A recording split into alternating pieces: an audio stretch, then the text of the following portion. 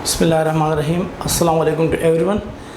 कल हमने respiratory acidosis तक एसिड बेस इम्बैलेंस के टॉपिक को पढ़ लिया, तो उसमें हमने बेसिक पढ़ ली थी कि भाई what is acid and what is base. फिर होम्योस्टेसिस को हमने डिस्कस कर लिया था, फिर उसकी नॉर्मल वैल्यूज़ क्या है, पीएच क्या है, पीएच किस तरह मालूम किया जाता है, फिर रेस्पिरेटरी एसिडोसिस क्या है। यहाँ तक हमने कल ये टॉपिक डिस्कस कर लिया था। आज हम इससे फर्दर आगे प्रोसीड करेंगे। आज का हमारा टॉपिक यहाँ से स्टार्ट होता है, respiratory alkalosis. What is respiratory alkalosis के सिम्टम्स दिए हुए कि सीजर्स होती हैं, डीप और रैपिड ब्रीथिंग करता है पेशेंट, हाइपर वेंटिलेशन हो जाती है, मतलब वो ज़्यादा ब्रीथिंग करता है, और ट्रैकीकार्डिया हो जाता है, इंक्रीज हार्ट रेट, डिक्रीज और नॉर्मल बीपी। जो बीपी है, इसका ब्लड प्रेशर जो है वो नॉर्मलाइज हो जाता है या डिक्रीज़ हो जाता है, हाइपोकेलीमिया हो जाता है, डिक्रीज अमाउंट ऑफ पोटाशियम हो जाती है, इसको कैल्शियम सॉरी, नमनेस और टिंगलिंग ऑफ एक्सट्रीमिटीज़ हो जाती है, नमनेस और टिंगलिंग हो जाती है। इस नमनेस का मतलब क्या है कि भाई एबनॉर्मल मूवमेंट हो जाती है कुछ, और जो सेंसेशन है वो हम लॉस्ट कर देते हैं या रिड्यूस हो जाती है हमारी सेंसेशन कुछ ऑर्गन्स की। फिर लिथार्जी थका फील करता है वो, और कन्फ्यूजन होती है उससे। इसके अलावा सर चकरार होता है, लाइट हेडेडनेस होती है, नॉज़े वोमिटिंग की कैफियत हो रही है। काजेज़ क्या होती है? काजेज़ की होती है हाइपर वेंटिलेशन।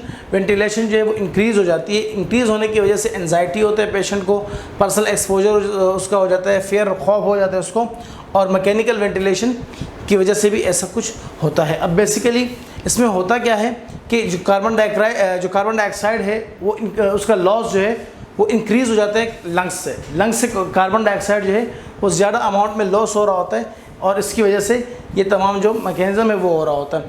पीएच डिक्रीज़ हो जाता है 7.45 से, और जो पार्शियल प्रेशर है कार्बन डाइऑक्साइड का वो डिक्रीज़ हो जाता है 35 mmHg से। लॉस डिक्रीज़ हो जाता है 35 mmHg से। रिस्क फैक्टर्स और एटियोलॉजी क्या है इसकी? हाइपर वेंटिलेशन हो जाती है किस वजह से? या एंजाइटी की वजह से, एक्सट्रीम एंजाइटी या स्ट्रेस या पेन की वजह से। जो बॉडी का टेम्परेचर है वो इंक्रीज़ हो जाता है, ओवर वेंटिलेशन होती है वेंटिलेटर के साथ, और हाइपोक्सिया होता है, हाइपोक्सीमिया हो जाता है, एम्फाइसेमा और नमूनिया भी हो जाता है इनको, और सीएनएस ट्रॉमा या ट्यूमर हो जाता है, इनके ब्रेन में कोई इंजरी हो जाती है या ट्यूमर हो जाता है इसकी वजह से। रेस्पिरेटरी अल्कलोसिस के सिम्टम्स क्या है हमारे पास? इसमें हमारे पास जो सिम्टम्स हैं वो है टेकिपनिया या हाइपरपनिया या टेकिपनिया क्या है? वो हमारे पास इंक्रीज ब्रेथ डेप्थ और रेट है। जो हमारे पास ब्रीथिंग रेट है वो इंक्रीज़ हो जाता है। कंप्लेंट ऑफ एसओबी और चेस्ट पेन भी पेशेंट को हो रहा होता है। लाइट हेडेडनेस हो जाती है, चक्कर वगैरह आ रहा होता है इनको। सिनकोप हो जाता है। सिनकोप क्या है? सिनकोप एक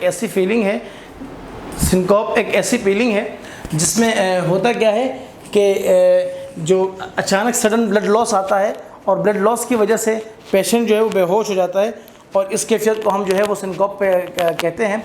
कोमा हमारे पास जो है वो कोमा है, सीजर्स है हमारे पास। इसके अलावा नमनेस हो जाती है और टिंगलिंग ऑफ एक्सट्रीमिटीज़ हो जाती है। नमनेस का मतलब वही है कि हमारे पास जो सेंसेशन होती है वो हम लूज़ कर देते हैं। डिफ़िकल्ट कंसनट्रेटिंग ट्रेमर्स हमारे पास होते हैं, और विजन हमारे पास ब्लड हो जाता है, कुछ साफ नज़र नहीं आ रहा होता। वीकनेस हो जाती है, पैरेस्थीसियाज हो जाते हैं, और टेटनिंग वगैरह हो जाते हैं। पैरेस्थीसिया क्या है कि बर्निंग या प्रिकलिंग सेंसेशन होती है हाथों की, उसे हम पैरेस्थीसिया कहते हैं। और टेटनी हमारे पास जो है वो हमारे पास इनवॉलेंट्री कंट्रैक्शन है स्मूथ मसल्स की। हमारे पास जो मसल्स है वॉलेंट्री मसल्स हैं, उनकी इनवॉलेंट्री कंट्रैक्शन हो जाती है, जिससे कभी कभार पैर के ये रीजन है ये अकड़ जाता है, खुद ब खुद ही इनवॉलेंट्री मूवमेंट के अंदर स्टार्ट हो जाती है ये कंडीशन। और ब्लड विजन हो जाता है हमारे पास। लैब की फाइंडिंग से हम किस तरह पता लगाएंगे कि भाई इनको रेस्पिरेटरी अल्कलोसिस हो गया? अगर पीएच 7.45 से अबव है और कार्बन डाइऑक्साइड जो है वो लेस देन 35 mmHg है, तो हम जो है वो ये देखेंगे कि भाई ये डायग्नोसिस होगी कि रेस्पिरेटरी अल्कलोसिस का पेशेंट है। ट्रीटमेंट किस तरह है? हम मॉनिटर करते हैं वीएस वर्सेस एबीजीज जो आर्टीरियल ब्लड गैसेज है, इनको हम मॉनिटर करते हैं। फिर जो हमारे पास जो भी सिम्टम्स आ रहे थे, अंडरलाइंग डिजीज़ या सिम्टम्स, हम उसको ट्रीट कर रहे होते हैं। Assist client to breathe more slowly, और हम पेशेंट से कहते हैं कि आप स्लोली ब्रीथिंग करें, आहिस्ता आहिस्ता सांस लें, ज़्यादा तेज़ी के साथ सांस ना लें। Help client breathe in a paper bag, या हम उनको पेपर बैग देते हैं कि उसमें वो क्लाइंट जो है वो ब्रीथ करे, या फिर रीब्रीथर मास्क देते हैं उनको, या फिर उनको सेडेट कर देते हैं, नशा कर देते हैं, ताकि वो नॉर्मलाइज या नॉर्मल रहे।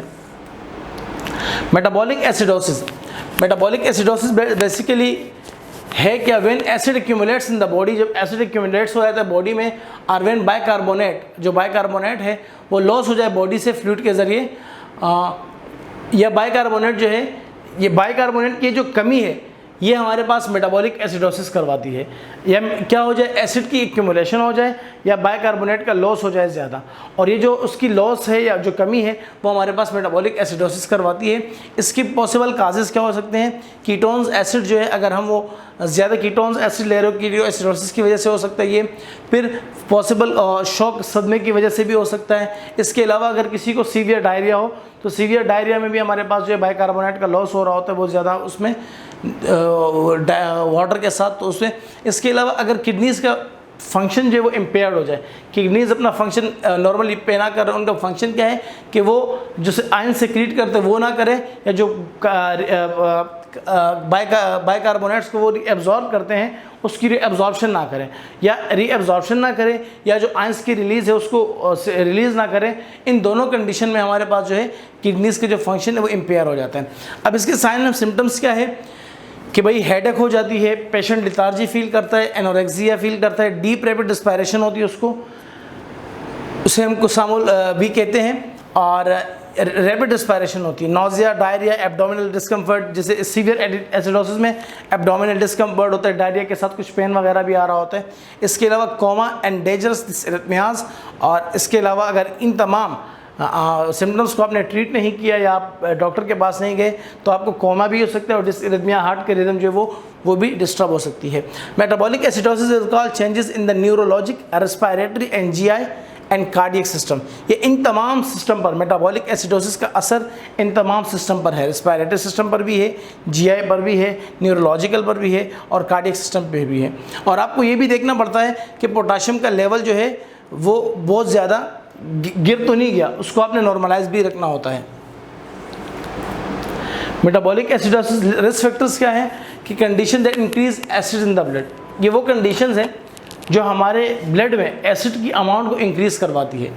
क्योंकि मैंने पहले कह दिया कि मेटाबॉलिक एसिडोसिस क्या है कि the retention of acid in our body, accumulation और बाइकार्बोनेट की रिलीज़, दोनों बाइकार्बोनेट रिलीज़ हो जाए एक्सेस अमाउंट में तब भी एसिड हमारे पास ज़्यादा बच जाता है, या एसिड हमारे पास एक्स्ट्रा एक्यूमुलेट हो जाए तो भी यही कंडीशन होती है। और उसकी वजह से होता क्या है, रीनल फेलियर हो जाता है, DKA, स्टारवेशन वो कैफियत होती है जिससे भूख की वजह से बंदा बिल्कुल निडाल हो रहा हो, या लैक्टिक एसिडोसिस हो जाती है, प्रोलॉन्ग डायरिया। इस कंडीशन के अंदर सबसे ख़तरनाक बात यह है कि प्रोलॉन्ग डायरिया हो जाता है, प्रोलॉन्ग डायरिया की वजह से हमारे अंदर जो डिहाइड्रेशन हो जाती है वो एक्सट्रीम कंडीशन पे चली जाती है, और उसकी वजह से फिर हम लिथार्जी फील कर रहे होते हैं। टॉक्सिन्स, एंटीफ्रीज और एस्पिरिन वगैरह जो टॉक्सिन्स है उसकी वजह से भी होता है, कार्बोनिक एनहाइड्रेज इनहिबिटर्स, डायमॉक्स, इनकी वजह से भी ये हो सकता है। सिम्टम्स, स्मॉल रिस्पायरेशन मतलब वेरी रैपिड रिस्पायरेशन होती है, लिथार्जी, बंदा जो पेशेंट होता है वो थका हुआ फील कर रहा होता है, कन्फ्यूजन होती है उनको, हेडेक हो रहा होता है, वीकनेस हो रही थी, नॉजिया वोमिटिंग हो रही होती है। लेब से हम किस तरह इसको डायग्नोस करेंगे कि लेब में अगर आपका पीएच, ब्लड का पीएच 7.35 से बिलो दिखा रहा हो